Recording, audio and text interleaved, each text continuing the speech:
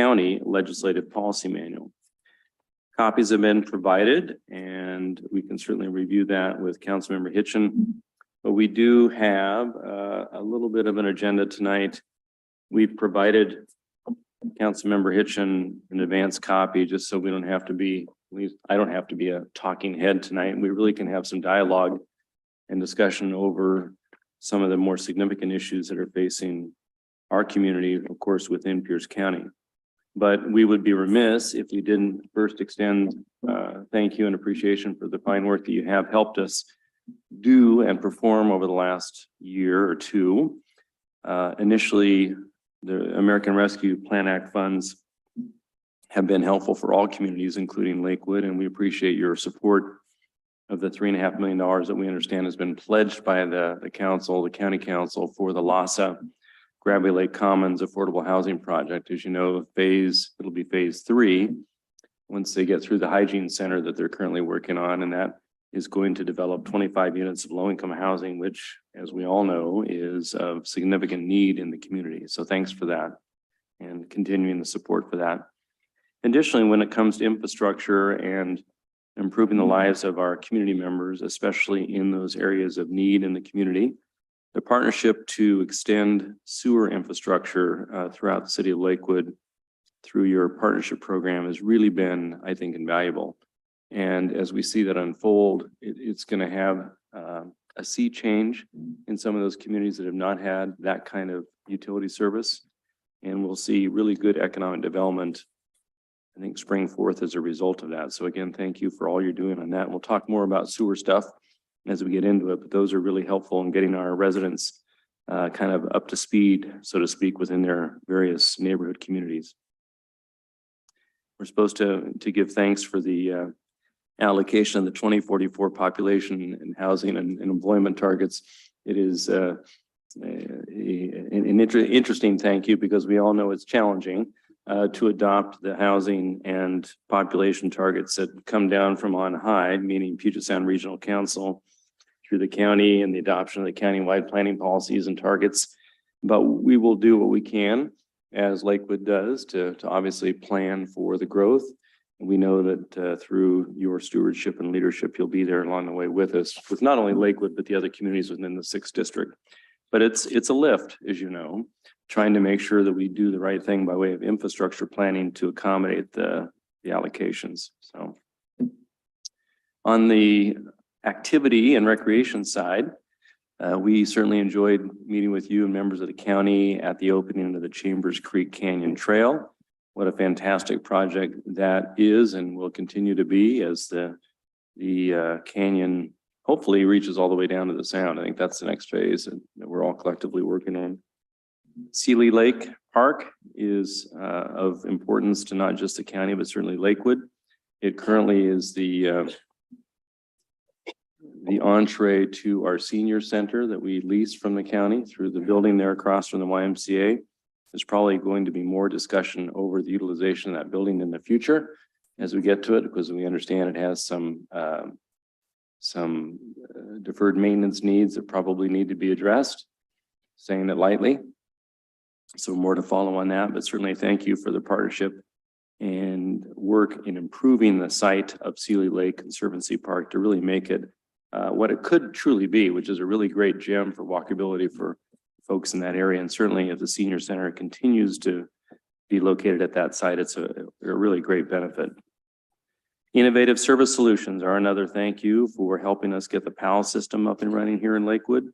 I have heard anecdotally from my own day job as a real estate guy with the development community that it really has enhanced their work in getting permits through. And once people are kind of now educated about the opportunity, it seems to be working quite well and is streamlining the process. So, you know, the county has spearheaded PALs for a number of years. I think Lakewood's probably the second only to the county that has that system in place. So it really is kind of a unique thing. And again, thanks for helping us get on track with that. You know, interestingly, we have a Venn diagram of work as a partnership with the county. Lots of them, of course, including the South Sound Affordable Housing Partnership, I believe there's a big meeting tomorrow. We've all kind of reviewed the work plan for the upcoming year, and I believe Jason Gauthier is doing a good job as the executive director. So we look forward to working with the county again and helping educate you in your position to be an advocate for not just Lakewood, but the other communities within the 6th district, to take the opportunities that that consortium will create for all of us to enhance the tools in our toolbox to figure out a better regional solution, all these housing needs we have, from the low-income housing, the low-income housing, middle income, as well as just housing density to accommodate the population targets we've just chatted about. So more to follow on that. A piece of that, of course, includes the chronically unhoused that we understand the county council is noodling on in terms of the Pierce County Village. As you may have heard, the city of Lakewood is supportive, certainly of the concept for any number of good reasons. It's a regional play. We believe strongly in the value of regional cooperation and partnerships. We think it is a very solid concept. We have committed tentatively $1 million of our own ARPA funds to assist the county in this worthy endeavor. We certainly would encourage the county to make available funding to ensure adequate infrastructure, including sewer, is provided, because we have heard, and we understand that we believe for long-term viability of such an incredible project, good infrastructure is better than the alternative. One of our state representatives who represents the 29th, Melanie Morgan, was also concerned on behalf of her community.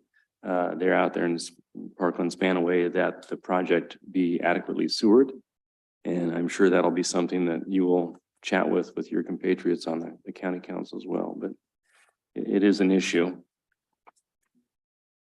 And I'm not preaching to the choir, I know, but it is an issue. Yeah. Another issue that we are certainly in partnership is the discretionary spending of public health resources. The city of Lakewood deferred to Pierce County on the imposition of the 1/10 of 1% for behavioral health funding. And we did that for, we believe, a solid reason. Again, that regional partnerships and leverage are really better opportunities for effective solutions than if a city were to go it alone. And that's why Lakewood elected not to go it alone, even though we had legislative authority to do so. But we think working with our compatriots of the county, we can do some good work. And so we will think about that, and that may be a discussion item for tonight. And I think we talked a little bit about some of the interesting work you want to do for the school districts to raise awareness for youth and teen violence and other mental health and substance use disorder issues in not just Lakewood, but certainly Pierce County. The unified approach, regional approach to ending homelessness, I'd love to hear more. We would love to hear more from you tonight on how the county is coming along with their comprehensive plan to end homelessness. I know that it's a aggressive timeline to do so. We would love to be part and parcel to being a helping hand, either providing data or input or as appropriate and as able resources like we talked about with the Pierce County First Village. We're going to dedicate at least $1 million to that approach. So happy to hear more of your thoughts on that. In terms of support, pursuant to our policy manual, we kind of put up a few things that we think that the county could be uniquely in a position to support us. And that includes the mental housing issue with accessory dwelling units. This is an interesting issue because Lakewood, not unlike other communities, when we received the legislative authority to do so, we did pass our own ADU ordinance, and it's been in place for some time, tweaked over the course of years as the law has changed in the legislature. And we believe that our ordinances are in place to really enhance the viability of ADUs in the city of Lakewood. The challenge can be, however, the sewer hookup and connection fees. And here's a case in point. I have constituents that are down on Nyanza off of Gravely Lake over here, and they have a perfect suitable site to do an ADU. The challenge is because this is a very old system that was sewered however many years ago by the county. The county hasn't done a whole lot to expand their system. So this applicant was basically told that he couldn't just connect to the existing system where the main house upon which the ADU would be sited, but he had to connect a whole new system because of capacity issues in and across the entirety of Nyanza, which would be a huge expense, $50,000 to $60,000, as opposed to merely hooking up where the other house would be, that would be the, the main house for the ADU. So those are the kinds of things we're going to be looking for to creatively think outside the box and encourage the county sewer utility to assist in that endeavor. That might include, maybe for a period of time, I'm thinking outside the box here, maybe a incentive to create more ADUs. Perhaps the county can waive connection fees or reduce the connection fees for ADUs for a period of time to really get the development community incentivized to do the right thing by way of creating this missing middle housing. ADUs are a fairly inexpensive and readily available way to enhance this missing link of housing in communities like Lakewood and certainly like yours as well. But the impediment is always costs or barriers to entry. Sewer connection fees and sewer hookup fees can be a significant barrier to entry. And I think there's an opportunity for us to figure a way out of that. So maybe we can work together on that and make that happen.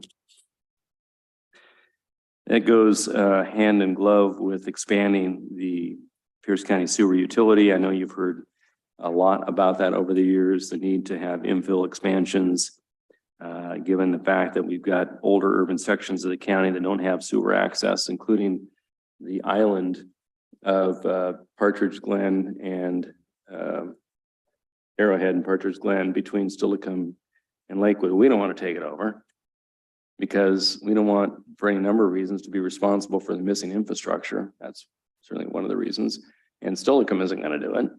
So unless the county doesn't, you've got this weird sort of island that hangs out there. And the citizens are going, why are we not part of this community or that community? And then someone who has much more history than me has to kind of explain what's happened over the course of years. But that would be another opportunity to take away an impediment to making that happen. It would be a win-win for the residents, good for the county, good for whichever city ultimately incorporates that area, for instance.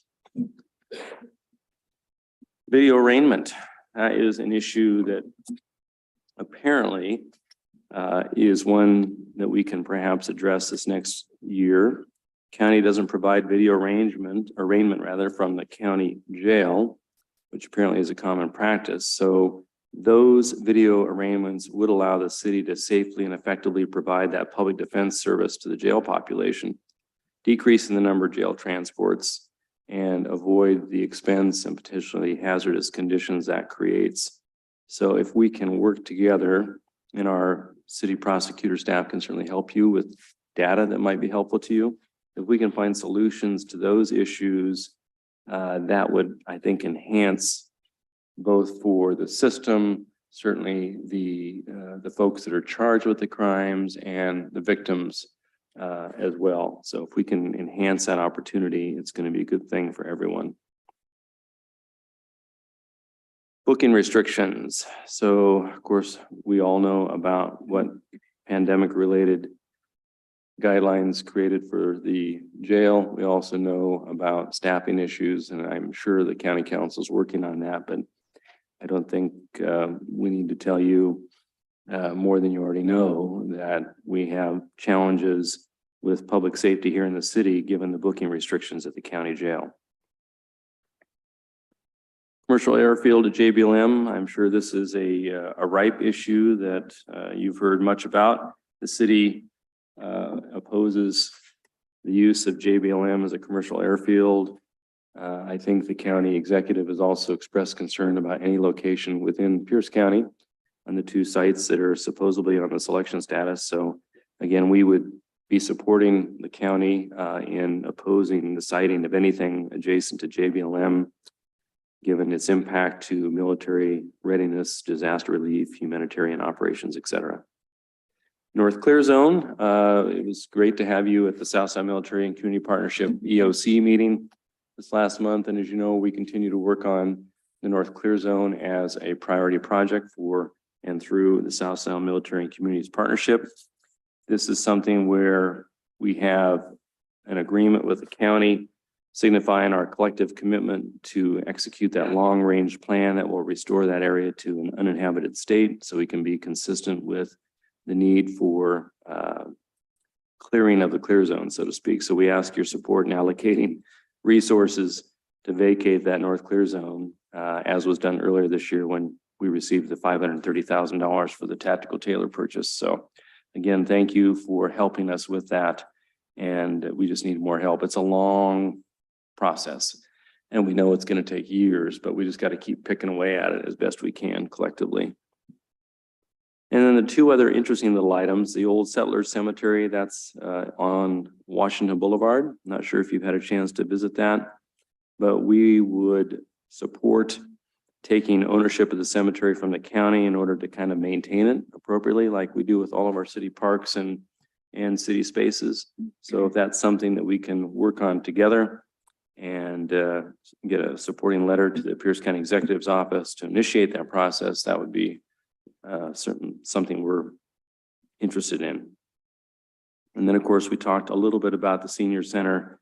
We know it's adjacent to the Sealy Lake Park area, so this is of interest to the city as well. That's an interesting topic that we'll have to kind of find our way through, maybe with some discussion tonight. But the senior center has been a little bit of a challenge. It's a beloved facility. A lot of senior programs over the years have happened there. The seniors love having a place to go, but it sounds like it's in need of some work. The city has also been looking at alternatives for a senior center, perhaps in conjunction with the new library, perhaps not. So more to follow on that, but it is on the table for discussion. So that is my talking head overview that I promised I wouldn't do, but I did it anyway. Yeah, so just wanted to see what thoughts you may have or what sort of items of interest from the list you may have questions to us of, and then we can kind of take it from there. But again, thanks for coming tonight. It's great to see you. Yeah, thank you for the invitation and for dinner. I think this is great. I hope we can keep doing this. I think to start off, Lakewood was fantastic when you stepped up to help funding the hotel purchase and the work that's been going on. So we know that you have an investment in Pierce County beyond, because our residents don't stay in one community. Right. They work, play, live, and they move. And so we know that when we're talking about our unhoused neighbors, one area can't fix the problem and one area doing the investment can't fix the problem. So I just really appreciated Lakewood stepping up for that. And though Hosmer gets a lot of headlines right now, it's not Aspen Court, Right. it's the surrounding areas. And so it's hard to separate those two. They've been working really hard to just make sure that, you know, everything is good. But every time we reach out, when something comes up, we're hearing the same thing. It's not us, it's this property and that property. So, but they continue to really be able to make some really good strides with the residents that are still living there. Some are transitioning to full-time permanent supportive housing. Some are still kind of triaging. Yep. So it's a model that's worked. Would it make sense for me to just kind of go through the things you brought up? Just for you guys to keep if you want to take notes or whatever. No, absolutely. Seems very loud.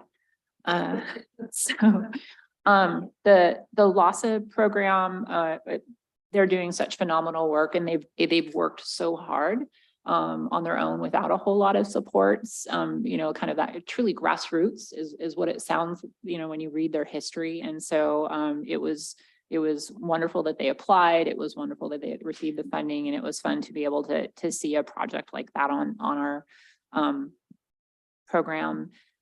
We just shifted some additional funds to the BIPOC Business Accelerator Program. So we had some unspent or unused funds in economic development in a program that they'd stood up that just didn't pan out. And the incubator had been such a phenomenal success. One of the asks that I put into our director is is there a way of doing the same program, but maybe it's to nonprofits? So if we have nonprofits that need some help thinking about, because they are a business, right? They, a lot of things they have to do. But, you know, they don't get the same support. Right. And so we'll see if that comes, because it's a conversation I'd had both with our Director of Human Services and the Director of Economic Development about trying to help some of our newer nonprofits or nonprofits that just like all of a sudden were asked to do way more than they had ever done before and are still kind of struggling with, did we do our books right? Did we do everything we were supposed to? Did their base has changed as far as the work they're doing. So it'll be interesting to see if that goes through. Population, we'll see where everybody decides to move and where we can fit housing. It is really a regional thing. It's one of the things in the community that I live in, which is Parkland. We're on the centers and corridors area. And so getting people to start thinking about like high density housing where we're actually reducing the number of parking spots that you have to have. And people are understandably like, well, that's not okay because we have this mentality in this country. You have a 2-car garage, which means you have at least 2 cars, right? Everybody has a car, and as we improve infrastructure and as we improve transit, we can actually say, hey, you can get around and live and not have everyone having a car, and then we can build more densely. We have too many people coming, which is great for us. It means people want to be here, but they have to go somewhere, and we can't make our roads any bigger. So as we think about what that looks like with those populations, how are we going to move them through Lakewood? How are we going to move them to and from I-5? And we just have to start thinking kind of a little differently, which is a challenge. Right. At least when you do have the BRT process going out the mountain highway, right? So Yes. that's going to help. That is going to be huge. And the hope is that will be the first of several. Yep. And it's a pretty interesting conversation because it goes through the county, it goes through our major city of Tacoma, but it's a state highway. And so the who's in charge of what, and then the group running it is, Pierce Transit. So it's a huge kind of like who's running which part. Thank but goodness it's coming together. I'm on the it transit is. commission. Yeah, yeah. With Ryan Mello and Marty, and we've had a lot of conversations, but at least it's on track now. Yep. The That's good. groundbreaking for the garage happened, I think, Yeah. recently, right? So, yeah. And on that same corridor, not on here, but we really are looking at becoming a Vision Zero county, meaning really looking at how do people move safely, Right. especially those that are not in cars. We're regularly seeing, unfortunately, vehicle violence where youth and adults are getting hit, whether they're biking or rolling or walking. Absolutely. And part of it sometimes is choice and behavior, like they're making bad decisions, but at the same time, if they're in a crosswalk or they're on the side of the road and we haven't provided safe areas for them, how do we make it safer for them, especially things like our safe routes for schools and some of the other programs. So we're really kind of trying to think about how do we move people in our community safely. So okay.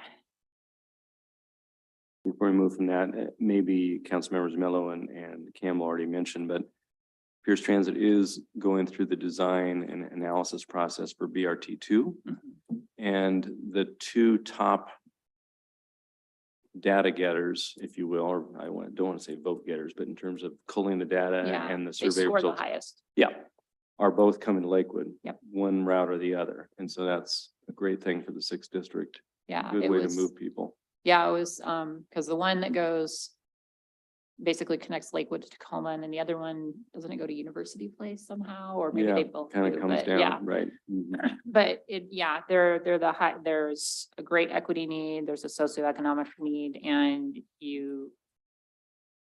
we know that we have, like in University Place and in Tacoma and Lakewood, you do have apartments, and you are looking at those density numbers and how do we move people as we reduce the ability for people to park cars. So again, because we start running out of land. Right. So Chambers Creek Trail, we are super excited for that to continue to move through. That was a very cold and wet day, not as cold as today, but wet. But it was a good project. And I know that we've continued to keep in our plan the removal of the Chambers Bay Dam, which I think ties into some of that Mhm. work. Because right now you can't cross on the road safely. It's like playing Frogger. Mhm. And so having the trail, I think will be better. But as we look at the Chambers Bay, that whole area. Yeah. How do we improve the infrastructure? How do we improve salmon habitat? And the bridge is gonna fail eventually, no matter what. So it makes more sense to do both at the same time. And so I think it'll be interesting, but the trail is, as far as I last saw, our plans still kind of in the works. Mhm. There's lots of moving parts in there. Sealy Lake Conservancy, I think it's going along fine. I mean, I've just spent money on it. And It's moving forward. Yeah. I haven't had any executive sessions on it or anything, so as far as I know, it's going great.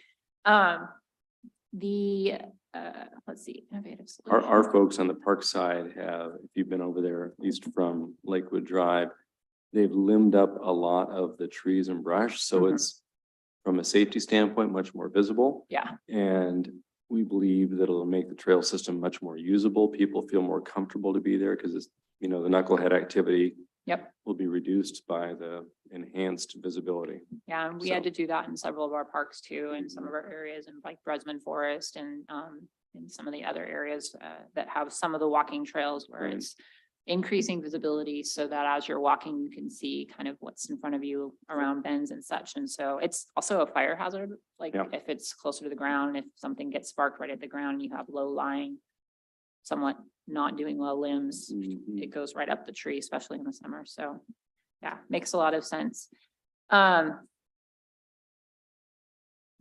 PALs, I don't have a lot to say about PALs. I don't do a lot with PALs. Other than I it's know a we good discussed. system. Yeah. I was excited when they mentioned they were doing that because I Right. think anything we can do that people are using the same system Mhm. helps with our developers, helps with family members or neighbors that are just trying to do something in their home because they're not using multiple systems, and then they can share information a lot easier. So I think that's great.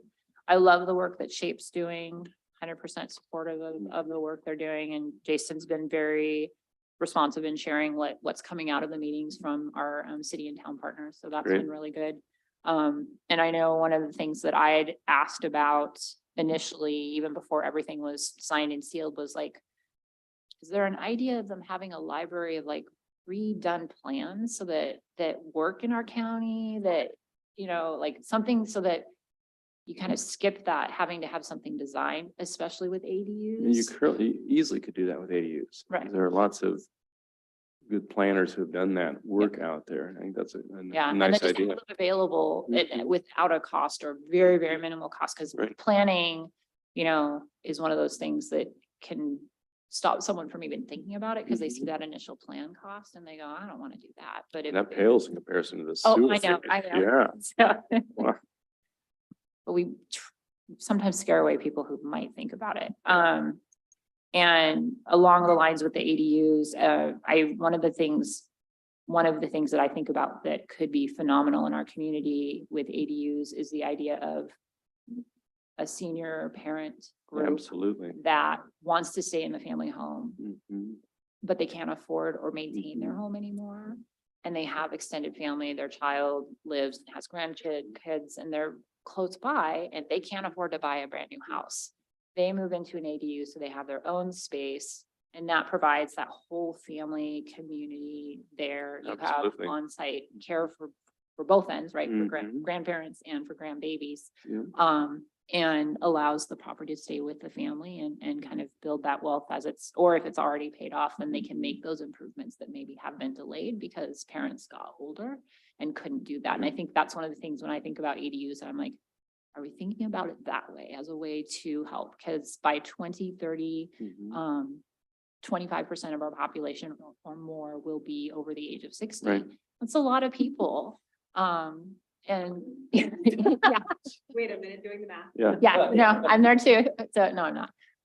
But it's one of those things that you just like, that would Well, on the be, flip side Yeah. Mm-hmm. too, I'm thinking about my 24-year-old daughter who's a graduate from college, makes reasonable money, works in town, but can't can't afford. afford Yep.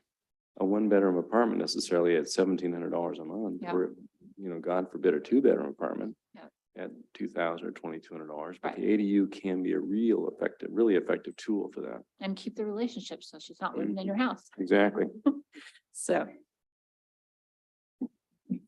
Sorry about, it's weird to me that this is a new concept though, that I feel like that we're just getting into culturally,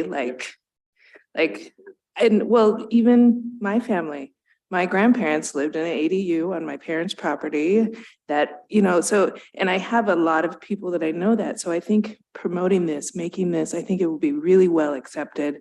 And plus it, of course, talks to the housing, but yeah, that's why I'm shocked all the time when I hear about ADU stuff because it's been happening for as long as I can remember. So I'm excited to see what happens with it because I think it will be something that is well received.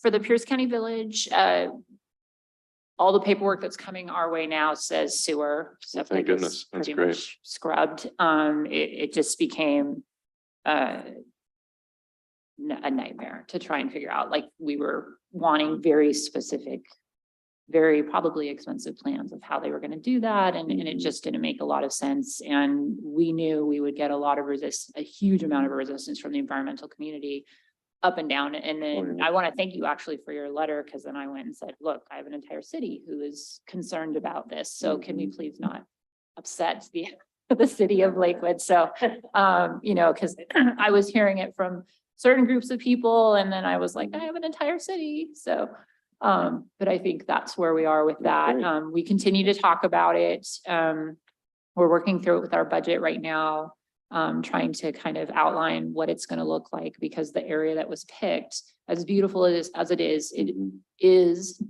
a wetland, A lot of and it water. has several critical areas. And so we knew we would have people resistant to the idea because of NIMBY. We don't want homeless people near us, right? So we knew that. We were ready for that. The concern in that area that is being raised with the water, and how do we have that? And it's not zoned for Right. the right, so we're working through that. I've been on the site, and you can see where the water goes geographically or geologically. It's Mhm. it's got some pretty high areas that will stay dry, and then has just these beautiful creeks and wetlands that are nearby. If you've ever been to Bresman Forest, where you have those high areas, and then you kind of like it almost drops off. It's the same kind of idea. So it's just beautiful, lots of trees, lots of area. Mhm. And we know it's a change of thinking about it, but when you try and find something inside the UGA, there's You're not a limited, lot of yeah. large swaths of land that are close enough to infrastructure, but where you can be Yeah. separate. So it still is very intriguing, but it's going to be a heavy lift to kind of get it Right. over the finish line. So we're really articulating what's the plan B, because we're not sending $23 million back to the federal government when we Right. for homelessness. Absolutely. Sorry. Yeah. So come up with plan B while we're working on that, and something that for chronically homeless. So Right. we're working through that right now with the budget process. Well, great. Does anyone have questions about that particular? Sure. You know anything about the county? Mr. Bill? I think when we included that sewer thing, there were several levels. First of all, there's ecologically, we just didn't think it was a good idea to have septic tanks. But there's also this belief on our side that the Pierce County Sewer Utility needs to think differently about how they're going to support these kind of projects, right?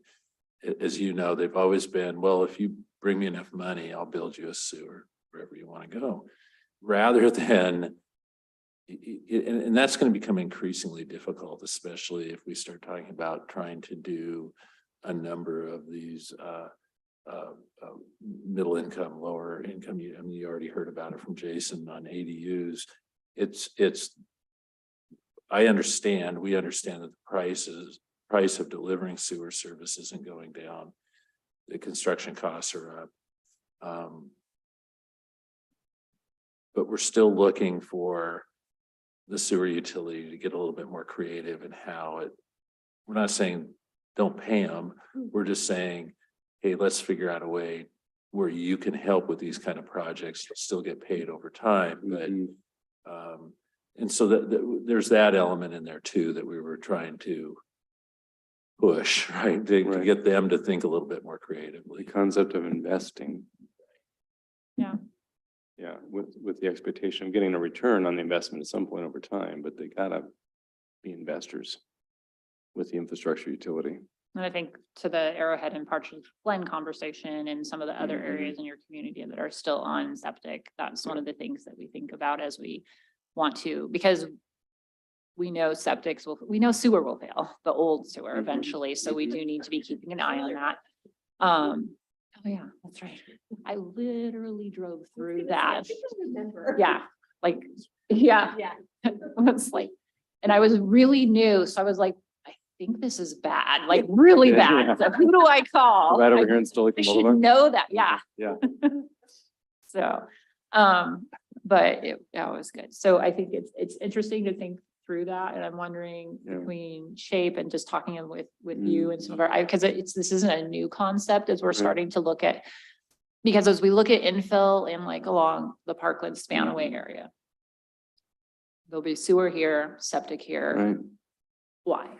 Yeah. Like, why did we let this happen? And we did. Mhm. And now if I want to put an apartment complex there, I have to put sewer, but they can't hook up to the way we did the sewer here because we weren't gonna put apartments ever, because why would we ever grow that much? So Mhm. and so we've done the sewer where it's, I guess, easy, Mhm. and so now it's same with housing. We've done the sewer and housing and the utilities where it's easy, and now it's the hard part. So how do we think about that? So I Yeah, think it'll be absolutely. interesting to see where we go, but it's a good conversation to have. Mhm. Public health, so the behavioral health tax, I was talking with Mayor Whalen before several of you showed up. But there's both PASTA dollars. So that's the Puget Sound Taxpayer Accountability Act. Mhm.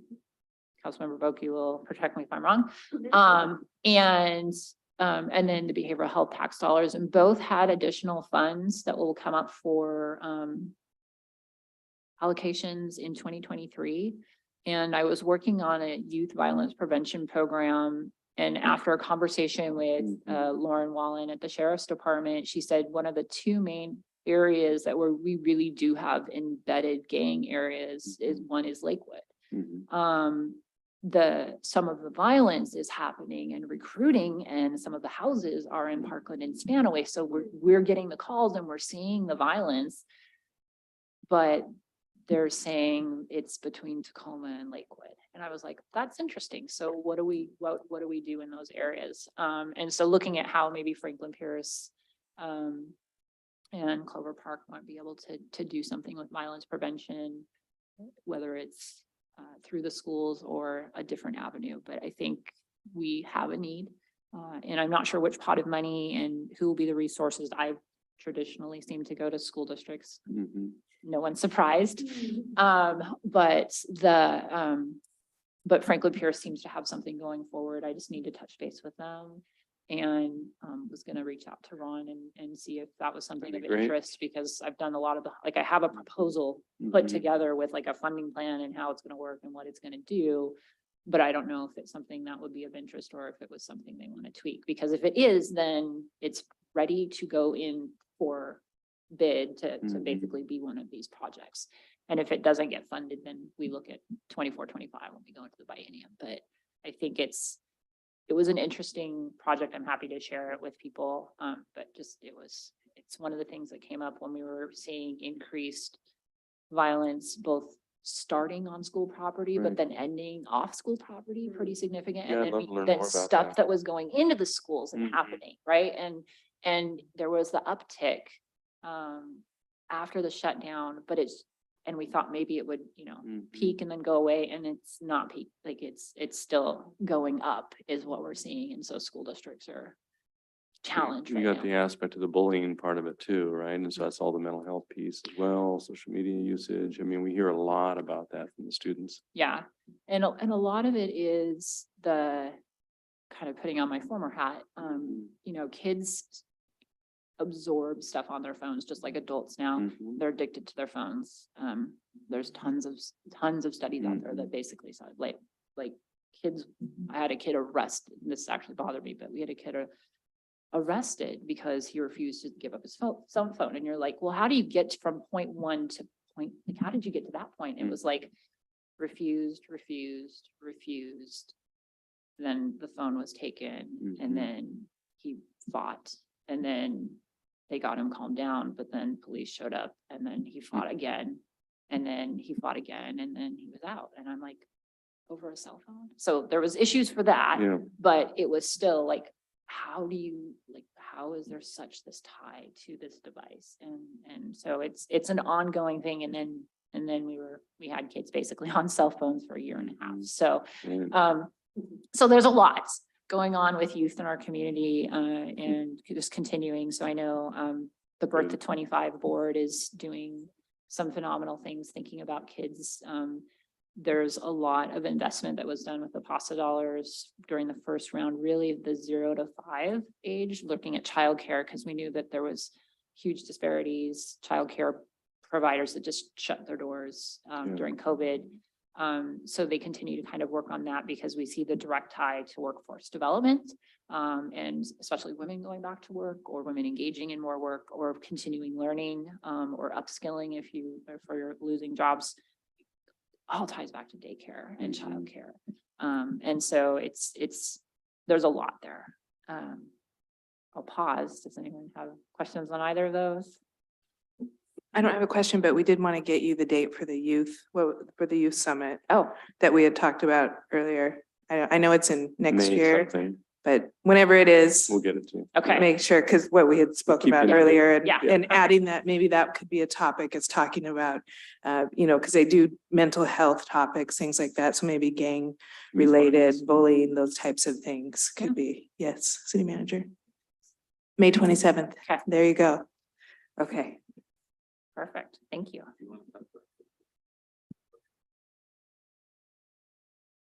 Sure, go ahead. So I know you're putting your opioid settlement money into into your budget for next year. We're expecting to get some too, not as much. So we're looking, I think I'm speaking for all of us here. We're looking to cooperate as a city because our payout, at least on this, I think it's the first round.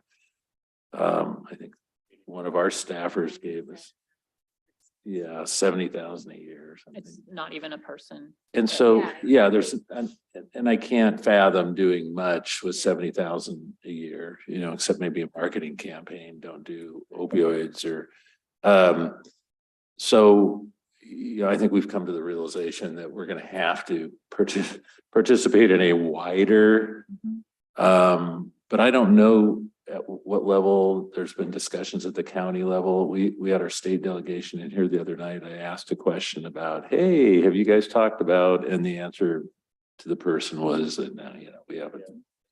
It's too early.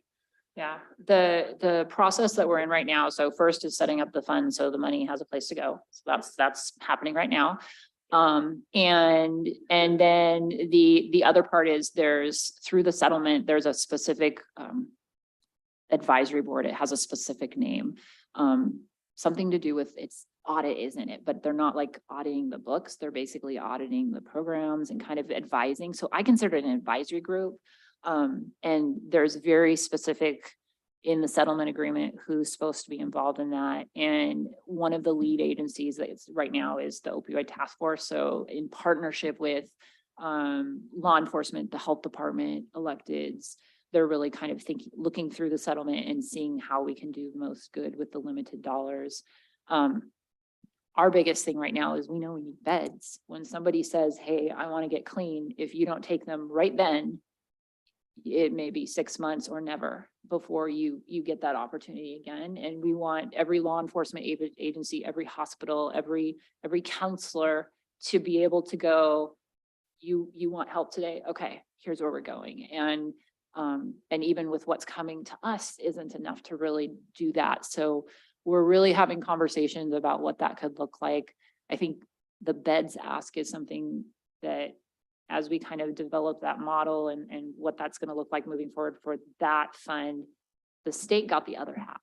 And I think Pierce County should be asking collectively as a group, the state to invest in beds. The question then becomes, where do we put beds, or how does that look? So just throwing that out there. You know, a few years back, one of the council members, I think it was Pam Roach, was talking about whatever excess capacity, I don't know if that's a term of art, might be at the county jail for similar type of program. Is there such capacity that could be used if you get over that hurdle?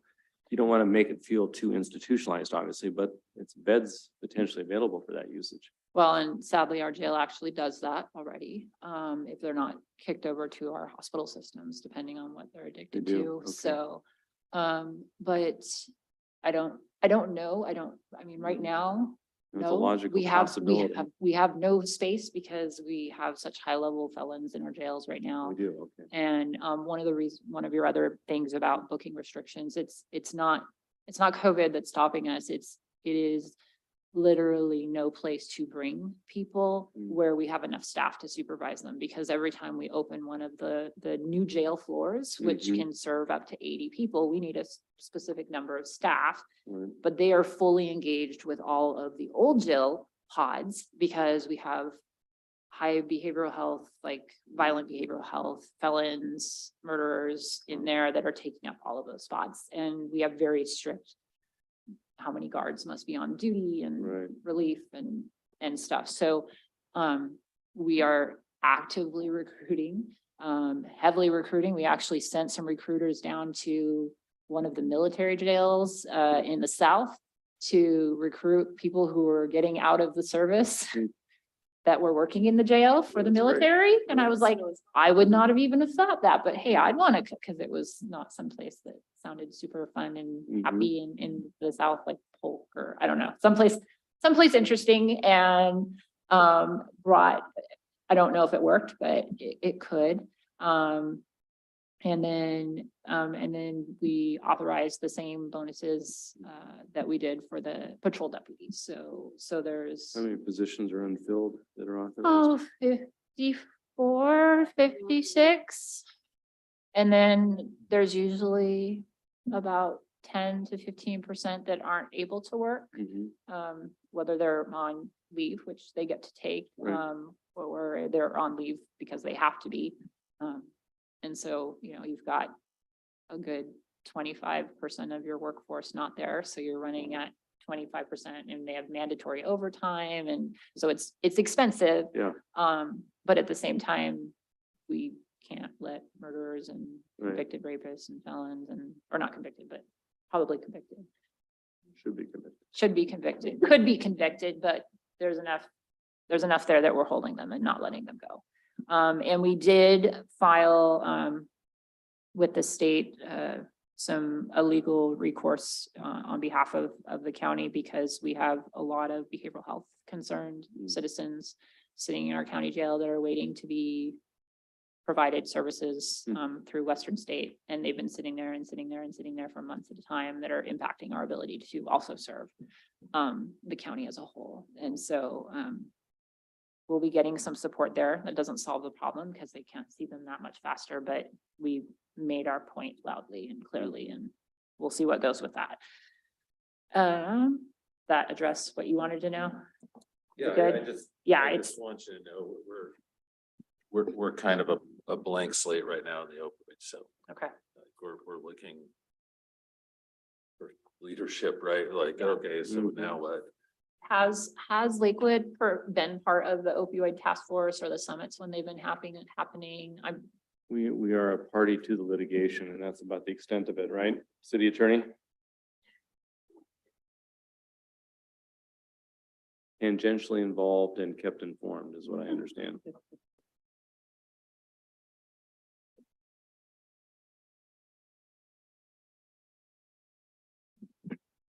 Both Pierce County and Lakewood are represented by the same attorneys. And the current payment is expected to come to jurisdictions about December 15th. The problem is that we have not formed an OAC. The cities are trying to get their act together that way. I don't think there's been coordination with the county yet. It's a little bit like herding cats. There hasn't even been one meeting.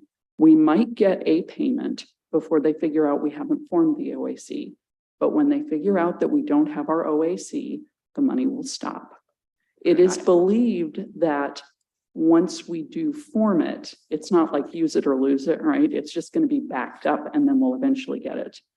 But I'm just going to use your word, Councilmember Boki, leadership. Right So now, the everyone's OAC is- concerned, but they aren't coming together. It's the group that I was talking about that has to be formed that I know they're working on. Yes. Is it the opioid? It's opioid. I thought Audits. it was advisory committee, but Okay. essentially we have to report back to them what we're spending the money on. Is it And- a membership comprised of reps from the county and the We applicable cities? don't have an OAC until everyone is on. And when the manager asked for a briefing on this, the way I described it to him is, if you're the pharmaceutical company that's settling, you don't want to deal with the city. You don't want to deal with the county. You have formed these larger groups so that you've covered everyone and there are no stragglers coming to you for dollars. And so if we don't get everyone in the same bucket, they will stop paying.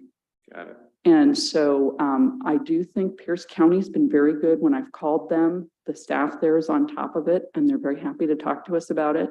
City of Tacoma, similar. I think the issue is with some of the outlying cities, and it's like anything else. You know, we've got potholes to fill, we've got parks to build. It's not due to a fault of anyone. I don't think anyone's in disagreement. We all want money. And I will tell you, you're right about $68,000 isn't a ton of money, but this is the first of what will be many payments. So Right. once we get the OAC set up, then we start, when the other ones start to settle, we have a process for it. So it's going to be a little rough start, but I did want to just share that. Just speaking for me, I feel like it's not quite getting out of first gear because it's really hard to herd the cats. So I hope I haven't said anything out of. No, I can imagine that if you're an outlying community that's getting $2.50, it's probably not to the top of your priority list, right? Mr. Boki. So maybe somebody should come to a PCRC meeting, but that probably won't be now till January to try to get the smaller cities. Or maybe at least activated. educate the PCRC Yeah. about the issue and advocate for, we need to get our, Whoever, Committee is it the form. health department or is it? I think the county? county is the lead. We're looking for the health department to be the guide on what to do. okay. Because that's not my expertise and most elected officials, that's not our expertise. The health department's been doing this work for a while. But we need to do what is required of the settlement. So I know from my last recollection, all the cities that were eligible had done whatever the paperwork was required. I didn't think we had anybody that said no.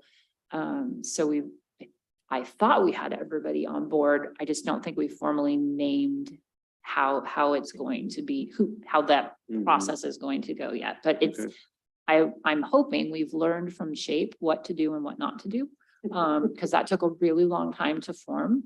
And we had people that were on and then off, and hopefully now everybody's on and staying on. Maybe we'll get some more, but I Mhm. think that this is kind of a different animal. And even our smaller communities that aren't getting funding, they're facing the same problem. Opioids are touching every single age bracket, every single gender, every single race. It doesn't matter. It's in our communities everywhere. So I don't think anybody argues or is concerned. It's just the what to do that's the Right. hardest thing. Yeah. So good question though. The comprehensive plan to end homelessness.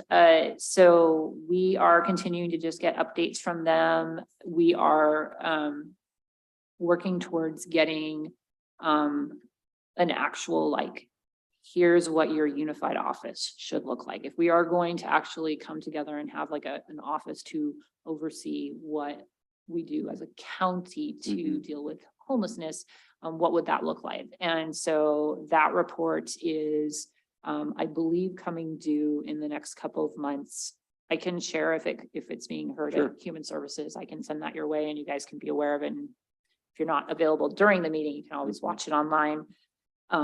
But that's kind of the next step, is to figure out what that looks like as we try and develop the regional approach of handling homelessness and really trying to deal with it. Great. And so pretty excited about that. I'm gonna write myself a note though, so I don't forget. And then, so we talked about ADUs.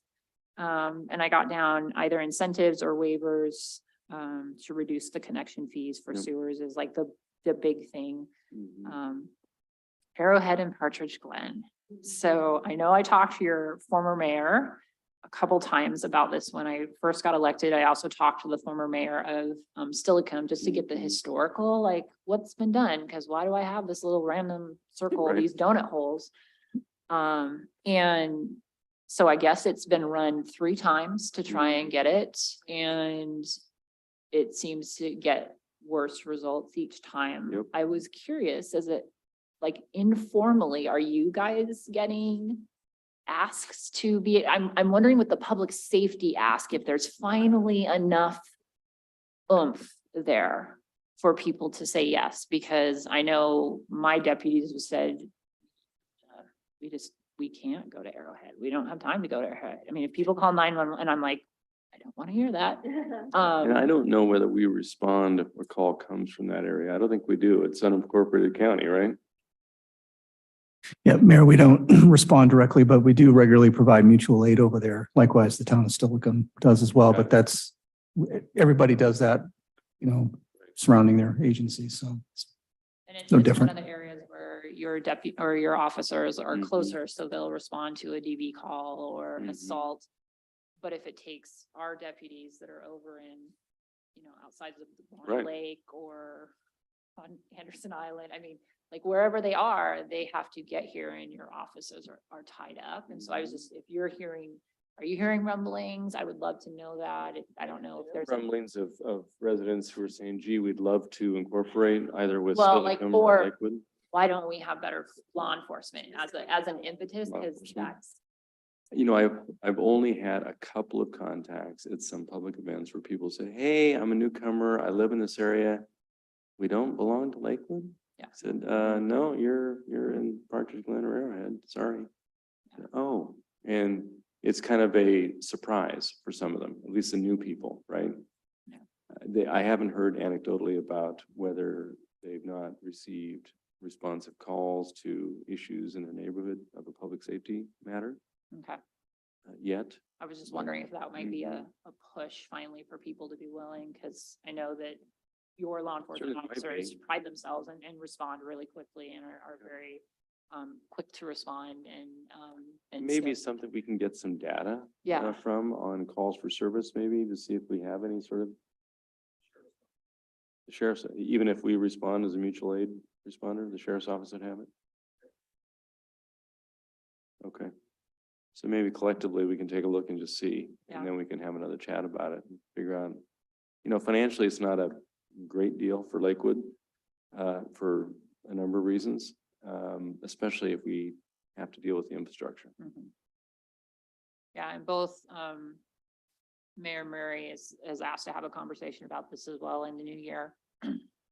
It's like we have lots of ideas, but it comes down to somehow someone needs to fix the problem that's been created so that we can go to that next step. And what does that look like? And so it'd be interesting to really kind of do a needs assessment of really what that is from the person. I know there was one, didn't we kind of figure out, or did you share with me, John, something that basically says, here's what we would need. Yeah, if we were, roads and curb gutter sidewalk problems that all of Yeah. a sudden we'd have to deal with, let Yeah. alone the sewer extension piece, right, and lighting.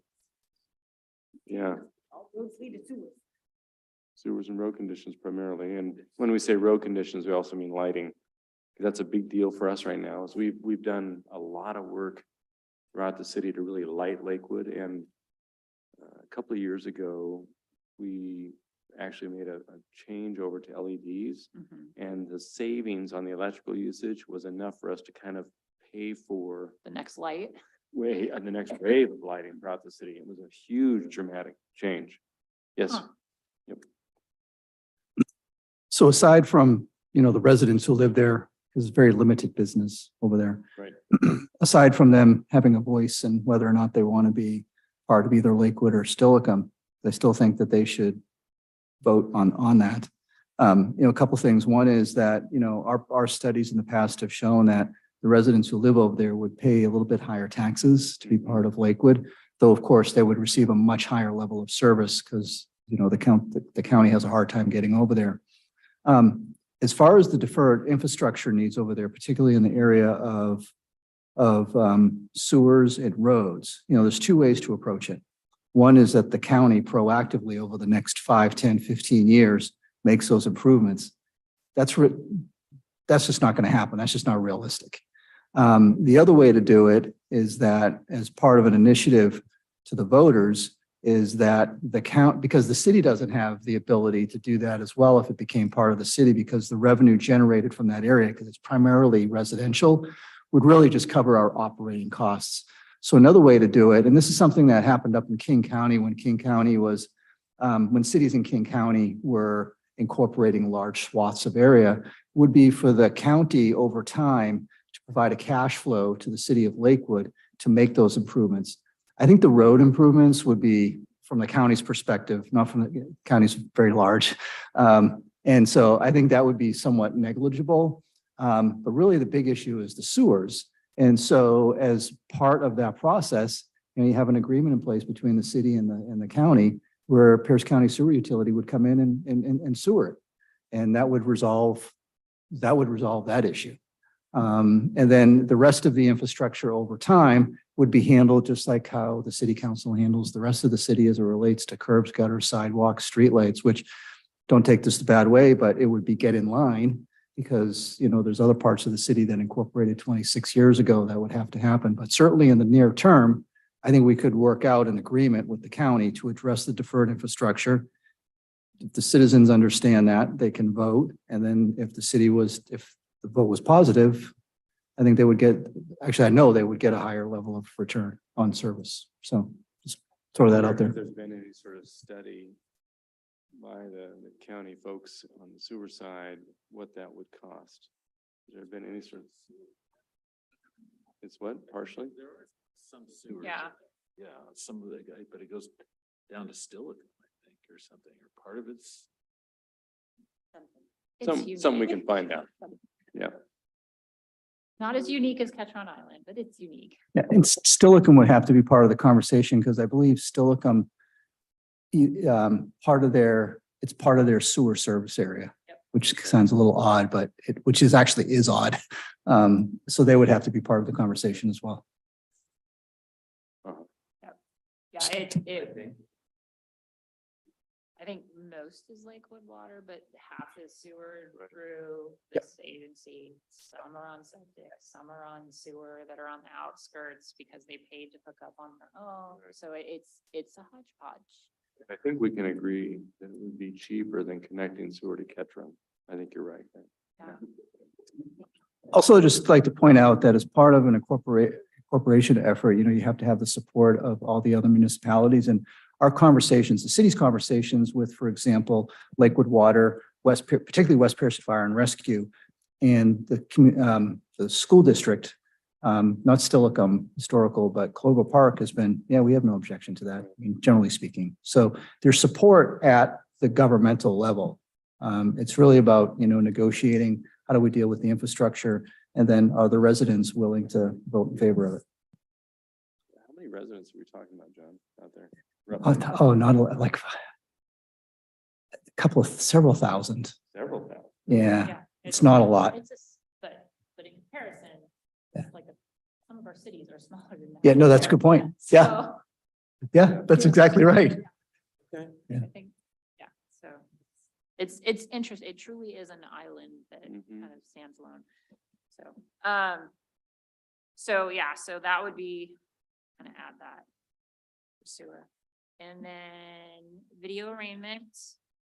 So I know we have in our budget right now, work to improve and expand video arraignment. A question I'll need to take back is that something for the county to do, or is it going to be something that we're doing with my assumption, but we know what we say about assumptions is that cities would be able to do video arraignment with offenders or possible offenders while in custody.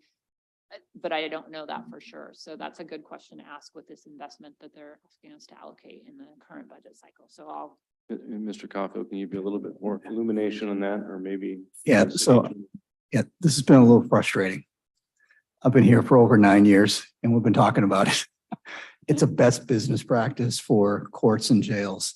So the city of Lakewood, the way we operate is we take, when we have a misdemeanor arrest, we take them to Nisqually. The Nisqually jail is a misdemeanor jail. When we have a felony arrest, we take them to Pierce County Jail. However, there are instances where our felony suspects also have misdemeanor charges, which needs to come back to Lakewood Municipal Court, or in the case, because we also contract with Stillicum and DuPont. And so what we have to do is we have to get in the van, go down to the jail, pick them up, bring them back here. And all we're asking is, can we just put them in front of a video to be arraigned, just as we do with the Nisqually jail? And on one hand, yes, it is really that easy. And our understanding over the years on this is that there seems to be two items. One is just the ability to build technology into the jail and or the court over there. I think it's primarily the jail. And then the other issue has been collective bargaining with the corrections officers. That's at least that's what I've been told in the past. But Councilmember, this is it shouldn't be that difficult. I mean, it's and by the way, not only does it save costs, but it's much safer for everybody involved in terms of transports and things like that. So as I understand it, if they're picked up for a felony charge and maybe a lesser included, that's correct, Mayor. so they go down there, they do whatever they're doing at the county, but if you're arraigned for the misdemeanor, they have to come back to Lakewood. That's or correct. Nisqually jail. That's correct. No, they don't go to the Nisqually jail. They go back to Pierce County because they're being held on the more significant charge, the Right. felony charge. But they have to come to Lakewood Municipal Court to be arraigned on the misdemeanor charge. Wow. Okay. Right. Well, that's fun and more expensive. so I know that there's money asked for specifically to update and expand video arraignment. So I will find out if the reason we're doing this is so that we can provide the service to our neighbor jurisdictions and for our own county residents who could have a reason to do video arraignment. So, look. Oh, yeah. Are you aware that the rates are going up at the jail though? Apparently I am now. Significant. We were told that everybody was informed, so the rates are going up at the county jail.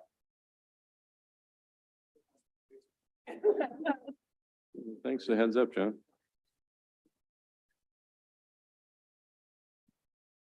That is, I know, but the, I don't know if we've included it in our biennial budget. okay, Actually, we primarily use Nisqually jail anyways. So, I mean, it has an especially impact. right now. That's, okay. So you said it, not me. Okay, but, I mean, eventually we have Sure. these huge, like, there's a reason we built the new jail and Mhm. so, okay. But we should definitely get those numbers to you, so I will make sure that happens, so. Jail rates, I can do that. Good to know. Yeah, not an airport at JBLM, we'll just leave it there. I mean, other than the airport that's already there. We can say next. The North Clear Zone, I know every 2 years now with our biennium budget, we have an allocation in there. We know it's going to be a partnership with Lakewood, so we'll just continue to kind of plunk away at the properties that come Yep. available and see what we can do because we know it's a good idea. The old Settler Cemetery, when I saw that come up, I am familiar with the property. My brain, I just thought it was run by Lakewood. So tell me, like, you are going to ask, is it something? I think it's on our legislative agenda, right, for the county? So there's there are several reasons why the city would like to take this over. The first is that the city manager drives by there all the time I would like to see a higher level of maintenance on the park. Actually, I've had this discussion with your predecessor. But actually, in all seriousness, the city is in the process of making significant improvements along Washington Boulevard. And we just feel we can do a better job in terms of maintaining it and putting a shine on it and maybe giving it a little bit more attention, given its history than the county can. Because I think the county staff are out there maybe 2 to 3 times a year to do maintenance. And then we have some local volunteers going there. But really the motivation is just to really kind of make it, just give it the due respect that it needs. It's a cemetery. We have a wonderful volunteer group that works out at the cemetery at, Fort Steilacoom Park. And really that's all we're trying to do. And it's something that we can very easily absorb into our budget. We're not trying to step on anybody's toes here or anything. It's just, we're making some improvements and, we just like to do, we just think is the right thing to do, and just take it off of your hands as well. Yeah, let me know and we get a formal letter. I think under state law, is that how the counties end up with old cemeteries? Yeah. Like if a cemetery goes out of business or isn't. Is that how we end up, I like the think- receivership of water systems and cemeteries come to the county? The water systems, yeah. So I think the county might take care of 3 or something. I thought way back in the day, there was a member that was interested. So that's, we would just be taking it off the county's hands, I think, actually, probably saving it. And probably better for the community that Right, drives by it. exactly. Um, Just always trying to help. yeah, the community center is definitely gonna be something we need to talk about. I think, I think there's a couple things that kind of come into play. I know that you guys are thinking about your downtown idea. Mhm. The library, both Tillicum and the main library is on the table, and then you have a community center that is in the city of Lakewood. It's called the Lakewood Community Center. It's run by Pierce County Parks, but the senior center for Lakewood isn't there. So it's just like what happened in Right. China. But again, Lakewood wasn't incorporated, so things just kind of went along. And it is truly, as I understand it, the only rec center in the Pierce County Parks repertoire right now. We don't have anything, you're unique. We have Sprinker, which doesn't have those things. Mhm. We have, and then the rest of our playfields and complexes are all either specialty or they're open air. They don't have closed spaces. So you're kind of a unicorn for us. That's one of the reasons our specialized rec program kind of uses it as one of its main spots. And I know that the senior center really utilizes that, or has been able to utilize that space. The conversations that I've had with the Parks Department is, how are you engaging with Lakewood about this? And what is the thought process? And the answers that I've gotten back really are, we're just kind of starting to think about it. And I'm not sure about the life cycle of the roof and some of the other things that they've identified as concerns. And so we don't want to get to the point where what happened in the library, where it's so structurally damaged that we have to say everybody leave. So I will follow up with our staff and see if we can kind of figure out where they are, but I know it's still in our plans. It's just not really well laid out and specified. So to kind of clarify where things are. But I know that it would be interesting to talk about, like, is it something that Lakewood wants to be, so it is yours, or is it something that we want to continue to partner with, or is it something that you just like, you do it, but we're gonna rent or lease space for the senior center and kind of think about what that is. I think it's a conversation we should continue to have. I think our reticence in assuming ownership of it is the Same concerns as Arrowhead and Partridge Glen. The Yes. infrastructure is. Yeah, it's the functional obsolescence, the cost of bringing it up to Yeah. code and level that it really needs to be at this point. And it may be something we could think about doing. I don't want to put, money or words in the city manager's mouth by any chance, but it's certainly a conversation. If we were to move forward with that sort of decision tree that the city might take it over, there'd have to be some sort of engaged conversation about what that would look like financially in terms of getting it to a point where we would be comfortable taking it over and taking it on. Yeah. It's a conversation to be had, I think, because we have needs for senior center. The seniors enjoy it. Yes, Mr. Coughlin. So, so the city has had ongoing conversations, certainly since I've been the city manager with the county. And our response has been the same. The building needs to be brought up to whatever the code requires it to. And the latest number that we have from the county is $15 million. That's the number that we have. And that's just to address the structural and building safety issues. Now, what that's comprised of, we haven't been provided that. And then secondly is the building, as our understanding, was built with CDBG monies, with federal HUD monies. And I know over time that it runs out. And what I mean by that is that the facility can only be used for certain purposes.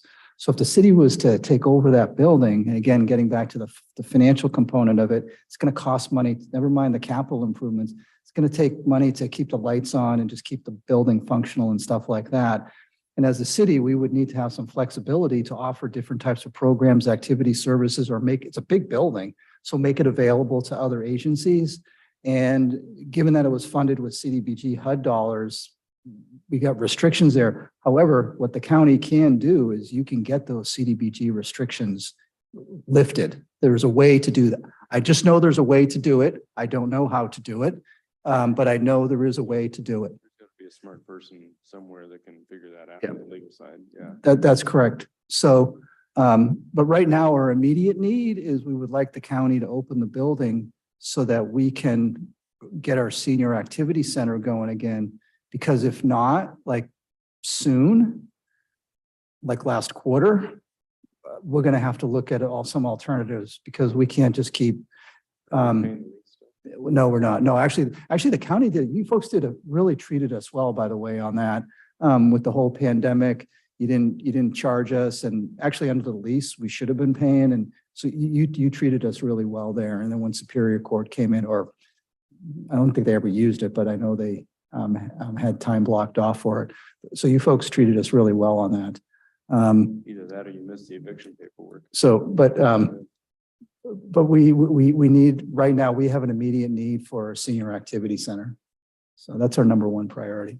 Okay, so timeline, kind Yeah. of what the plans are, so if the timeline Yeah. doesn't match up. And, with the need, you can yeah. start. Yeah, and myself, I'm already looking right now.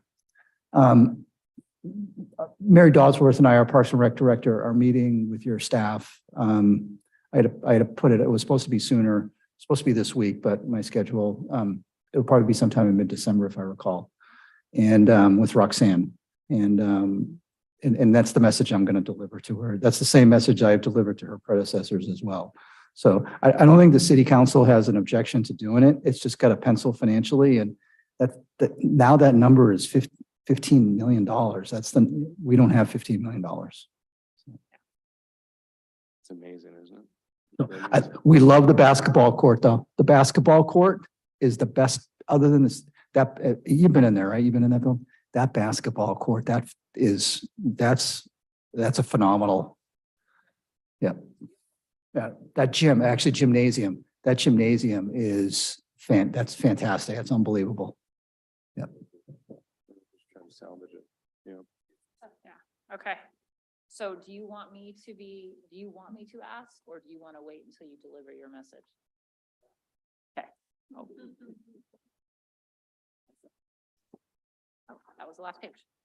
Yeah, Okay, sounds good. yeah, go ahead. You always do. Yeah. I would like I'm going to ask the mayor to, because I think you speak for all of us on where we are right now with the library, the Pierce County Library System, and where we are in our thought process is to our own independent system. So we can Where all we get are on in the that same, process? so we Yeah. can get on the same page as the council. So as you know, we had the advisory committee that was comprised of individuals appointed by the city and the library district, and they had a series of meetings that led to some recommendations after they reviewed the reports. The recommendations as presented to us include the alternative of building a new library on site, tearing down or remodeling significantly the existing building to facilitate what they believe is their library of the future, plus some work for the Tillicum Library location. In the alternative, however that is addressed in their decision tree, they would look to a new site, and that would be the less preferred alternative as they recommended to the Pierce County Library Board, System Board. We had, as you can imagine, a plethora of public comment on the issue, ranging from what are we doing to our library, which we had to educate folks, not our library, we don't run it. So we got over that hurdle a bit. And then the clamor was, well, if you don't own it, why don't you? So consider the de-annexation option. Yeah. So we directed our staff to work with the library staff to provide some financial data so we could actually, in good faith, to those that made the comments and the suggestions, say, we've reviewed it, financially doesn't pencil. And in some, the portion of the property tax that comes for the Pierce County Library System from Lakewood residents is about 3.6-ish, 3.7-ish million annually. And the data that we have received reflects that the operating costs with the FTE count that they had pre-COVID in 2019-ish for that sized library is north of that by about $1.2 million to $1.4 million. So it'd be a financial loss to the general fund for Lakewood to actually go through the process of de-annexation with in good faith, because the citizens ultimately have to vote on it, right? And say, oh, by the way, you got an upside down delta, and we haven't even talked about capital yet, because there still is this issue about the building. So I'm fairly confident that council is likely not going to recommend that we pursue the de-annexation option, that we will continue to partner with the library to find the best solutions for the community. And that's kind of where it is. And you probably know they're looking at an interim location for an interim facility as they work to finalize their preferred recommendation on the existing site. Yeah, I know. I held a meeting for the That's right. community Yep, that's to right. come and share their concerns, we'll call it Yes. that. And kind of helped Gretchen facilitate that. So she got to be in person and hear what people had to say. And so it's good to see that you're on the same page I was thinking about, because the idea of de-annexing, I'm like, that's just not gonna work. I know that you think that you'll have more control because you'll do that, but it wouldn't, there's so much when we fund community money that we can do if you do it well, where you can go in and do investments in one area and then move to another area. Right. That just aren't an option if the money's only coming from one area. So I think it was good. It is interesting to me that it ended up on the remodel rebuild, because I know that's, my brain says that's gonna be more expensive, but I know there's a lot of energy in the community and passion for that building. So it's gonna be, we'll see what they land at and what that really looks like. And then Yeah. voters will decide, because it's gonna take a bond. So we'll see how that works. And, you know, I'm a huge fan of libraries, so Yeah, we all I'll are. be supportive of whatever we need to do. So, It's interesting. One gentleman came up with a suggestion for a new library of the future of a size that was even greater than that contemplated by the library board. And he threw out the number 25,000 square feet, and I ran the numbers at $600 a foot roughly for that kind of a build, right? You're looking at $15 to $20 million on a bond, easy. I Yeah. think he was even talking 40,000 feet at one point. I mean, that would just be crazy to try to do that. Oh, there was one commenter that wrote an article suggesting that the library of the future should be, I think he said 40,000 square feet I, times $600 a foot roughly. That's a lot of money. that isn't what they had in their study. I'm wondering if I read the same, if I was It sent the wasn't, same it article. wasn't in, Well, I have, because yeah, people contact me too. So I have a gentleman that sent me a whole bunch of photos and Mr. then, Warfield, I think, yeah. yeah, so, yeah. So, He's a very smart know. guy. He's very articulate. impassioned, Yeah. and I appreciate the passion certainly, but you know, they'll find their way and they'll find hopefully through the public process, what sizing of the library of the future that will be best to suit the needs of the community, and hopefully the community will be adequately educated and impassioned enough to vote for a bond. Yeah, definitely. Definitely think something to work on as together and see where it goes. It's one of those kind of, well, it's the Pierce County Library. Why aren't you in charge? Kind of like Pierce County Housing Authority. Everybody thinks it's run by us. And so we get to to educate, Mhm. just like you guys do, and kind of share that idea. So, anything else? No, that's all we got a had to note share. That you guys Yeah. had reached out to Brooke Fisher Clark, with Imagination Library of Washington, or somebody had. They were like really excited because the city had responded so quickly even before the county, and I was like, I don't even know what this is. I'm gonna send it to the or not the Yeah. Bertha 25 board, because this sounds interesting. So, and for anybody who doesn't know, it's essentially, it's through, is it Dolly Parton? I think, yeah. Imagination So, Library, yep. where we mail a book, a book home per child, I think, or per Basically family. each kid. Yeah. A certain age in the And district. so we get Yeah. the right type of book, so a picture book versus chapter Mhm. book as they're aging, to their home, so that they basically collect and create a library over the course of a year. Right. So that the family have access to reading material 24/7, as opposed to when they go to school, because some people don't access libraries. Our libraries tend to not mail stuff, so. Or don't I have was- easy access now. Yeah, Like you guys definitely don't access now, so. So here's what I know.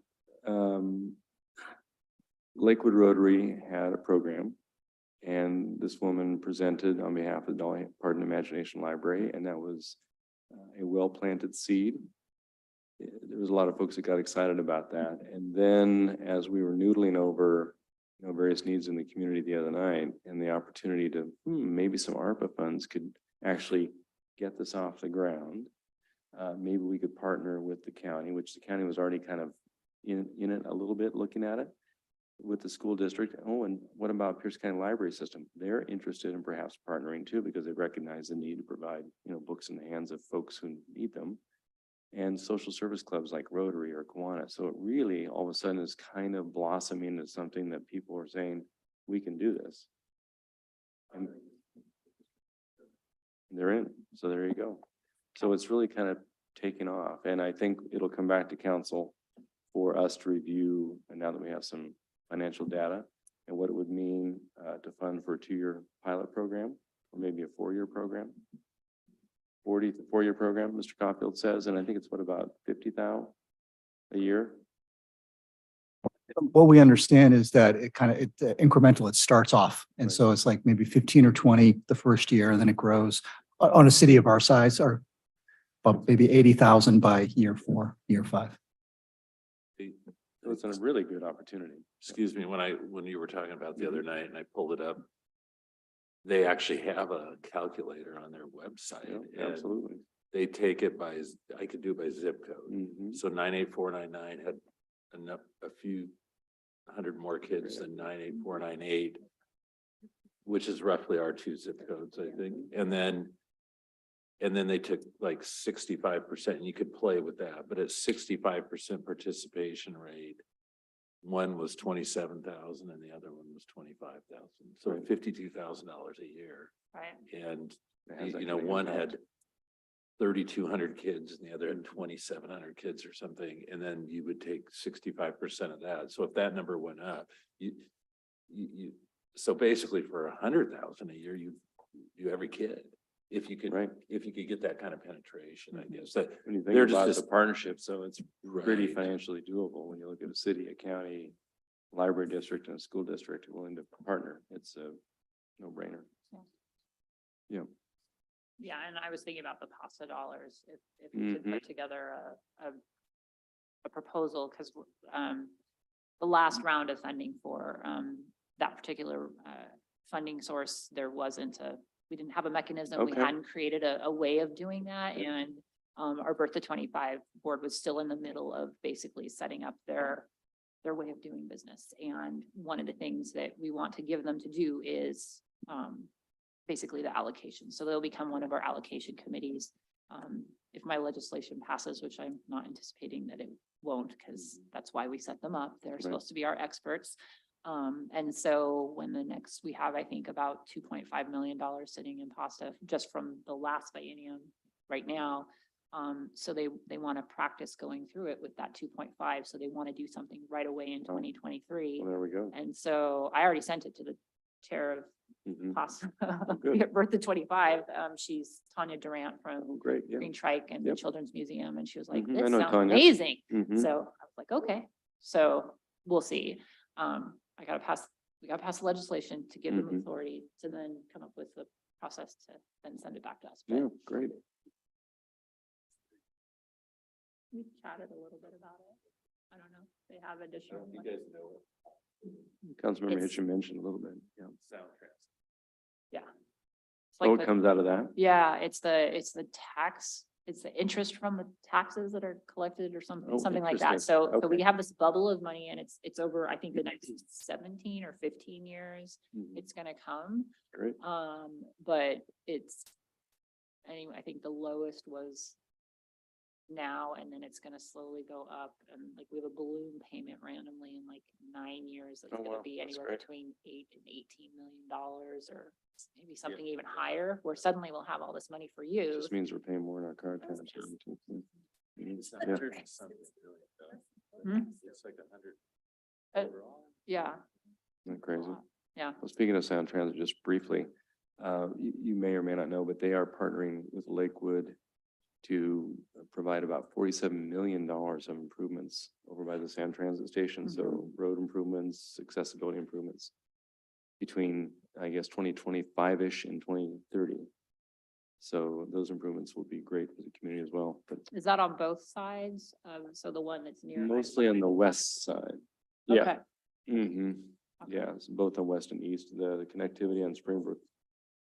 Coming into the transit center. Okay. So all good things. Yeah. Well, that was all we had Yeah. to review with you. I'll open it up if there are any other questions of members of the council. If not, if you have any final words, I just want to thank you. Yeah. For coming tonight. It's really great to have you here and spend some time, Yeah. As we talked a couple of years ago, we said, we're going to work together. Yeah. And we are. It's fun. Yeah. So, That's yeah, good. no, appreciate the time Yeah. and reaching out, and John has been amazing. Anytime something's come up and I'm like, this is a Lakewood issue, let's call John. And between that and I. Don't tell him it's amazing. Oh, okay. So, yeah, no, but it's been good. So, Yeah. Thank you. Yeah, absolutely. Well, I don't want to hold anyone beyond an hour and a half, but we're right about there. So without further ado, we're adjourned. Thanks. Have some more food. Yeah.